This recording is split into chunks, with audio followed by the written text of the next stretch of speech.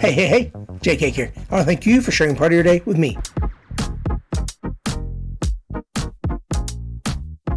Tonight, ladies and gentlemen, we're going to be heading to Boston to talk about the Boston Red Sox. As a Yankees fan, this pains me to say, but they are a really good team, and they only got better this offseason. They finished last year with an 81-81 record, third in the AL East, and like I said, I think they're just going to improve. They did have a 6-7 record against the Yankees last year, so we're still better than you. And we still lead overall, but we do have a 12-12 record in the postseason. Don't talk about the 3-1 comeback. I don't even want to hear about it. The team leaders for the 2024 Red Sox include Mr. Tyler O'Neill, who led in home runs, and a very uneven split between Rafael Devers and Jarren Duran for the rest. Rafael Devers had all of the percentages except for batting average, RBIs, and walks, while Jarren Duran had everything else. So total bases, hits, runs, strikeouts, stolen bases, and batting average. Let's dive a little deeper in Jarren Duran. The breakout star for 2024 wasn't a breakout star. He was doing great in 2023, but was coming off the bench or was in a platoon. Well, he finally got his chance full-time in 2024 and obviously made the most of it. The best part of Jarren Duran's game is the fact that more than a third of the time he puts the ball into play when it's not over the fence, he is able to put himself in scoring position. He had 48 doubles last year and 14 triples. Heck, he led the team in stolen bases, so even a single could mean the next pitch he is already in scoring position. So he's very dangerous. The only part of Jarren Duran's game I can really point out that he could improve on is the fact that he does strike out quite a bit. He definitely can improve that part, but again, he's getting on base. He's getting the stolen bases. He's knocking runs in. He's doing it all. Another guy who could benefit from more walks and less strikeouts is Ceddanne Rafaela. This guy had 15 walks all of last year and 151 strikeouts. 10 times the amount of walks. Holy cow. But he still managed 75 RBIs. He also had 70 runs scored, and he himself hit 15 home runs. Batting less than 250? He's talented. He currently puts him in as an outfielder, but does have shortstop eligibility. So when Trevor Story gets hurt, not if, but when Trevor Story gets hurt, Ceddanne Rafaela could be making a move to the infield. Like any team, the Red Sox did face injury woes as well. Tristan Casas, Vaughn Grissom, and Masataka Yoshida all hit the IL for shorter or longer stints last year. Casas was coming off a very, very strong 2023 in the second half, where he was able to get up to 70 walks and 24 home runs. However, he did miss time, tore his thumb up. He did eventually come back for 2024, but he will be looking to carry that momentum from 2023 into 2025. Vaughn Grissom came over in the Chris Sale deal, and let's be real, the Atlanta Braves definitely got the better end of this deal so far. Hamstring injuries did limit Grissom's time in 2024. He only played in 31 games. However, in those 31 games, he batted 190 with no home runs and 3 times as many strikeouts as walks. It's not going to do it for you, man. In fact, he's going to be starting 2025 in the minors. So he's going to have to work himself back into the majors to get a chance to overtake injury-prone Trevor Story. And then he's got to make sure he's better than Ceddanne Rafaela. That's going to be a long road back to where he already was in Atlanta. But of course, we already talked about Atlanta getting better in this deal with the resurgence of Chris Sale. Yoshida came over and had a pretty nice 2023. Nothing crazy, but he definitely set himself up for success going into 2024. However, a thumb injury and then later a shoulder injury limited and then cut out his 2024 season. He will start 2025 on the shelf. And even Alex Coruscant is going to take a while for him to get back to even being on the field. Yoshida is going to play outfield or DH for this team. But again, the injury problems, at least for him, for Trevor Story, they could creep up and be absolute bugaboos for the Red Sox this year. Moving to the pitching, they do have a few younger guys, but they do have some veteran experience. They're going to be able to overcome some of these injuries, or at least hope so, to get back to being a strong rotation like they were back in the day.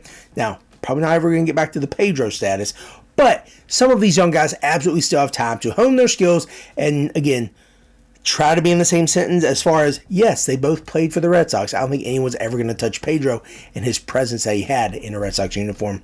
But the team leaders for this team did include Brian Bello, who led in wins. And then we have Taylor Houck, who led the team in quality starts in the ERA.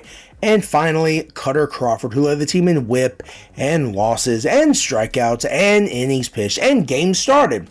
The holds leader was Chris Martin, and the saves leader was Kenley Jansen. The top 4 starting pitchers for the Red Sox did combine for 55 quality starts and 38 wins.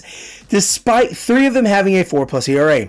However, all 4 of them did have at least 153 strikeouts, and 3 of them did have 10+ losses. That's not sexy. Third-year guy Braun Bello was absolutely ready to have a third-year breakout performance. He did decent in his first year, nothing sexy. He did improve a little bit his second year, so he was poised to do even better this year. However, injuries got the best of him, and while he did play a few more games, he did have a few more innings pitched, his numbers went up like a lot. ERA, whip, earned runs, walks, they all went up despite only like 5 more innings pitched and 2 more games started. So the number of pitches he had in each game went down.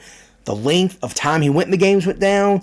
That's not good. That's not what you want to see from at least a third-year guy, a younger guy, really. He's going to start 2025 on the IL. They're hoping he's not going to be out too long because they need him to be a strong force in this rotation. Not only now, but moving forward. Another guy who's going to start the year on the IL is Cutter Crawford. 2023 was a pretty good year for him, but 2024 was, I guess, a down year. He did see increases in ERA, his whip, his earned runs, his walks. However, he did pitch 50+ more innings this year, so that obviously could have made up for it, but again, he's going to have to step up. Another strong part in this rotation. The Red Sox need him to be healthy for the long haul because he's not old, but he's not like super young. He's not as young as Bello, but again, an under 30-year-old pitcher who still has life in his arm, 175+ strikeouts last year, they need him. And 2 more pitchers the Red Sox are going to have to start the year on the IL include Patrick Sandoval and Lucas Giolito. Lucas Giolito has bounced around. He had his best years, if you want to call it that, in a White Sox uniform, which is crazy to think are even here. But then Lucas Giolito forgot how to pitch. He got bombed to 7, 8, 9+ ERA between Washington and the Angels and the Indians. Now he's in his second year with the Red Sox, and he has not pitched his first year. He's going to start the IL this year, so hopefully he's going to get half out of his contract with them, and then maybe they'll decide, let's keep him around.